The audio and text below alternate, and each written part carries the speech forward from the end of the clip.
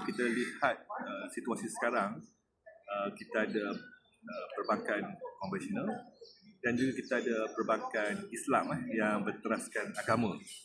Kita ada ugamawan yang menasihat para pemberi pembiayaan ini, kewangan ini yang bersifat seolah-olah ianya ada membawa manfaat kepada mereka yang meminjam terutama dalam sudut agama. Tetapi natijah ni kita lihat tetap sama.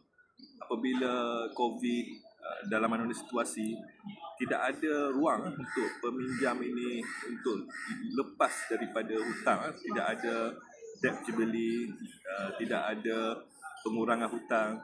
Ia akan menjadi kesan yang sama. Apa yang berlaku 690 tahun dahulu di Jepun boleh juga berlaku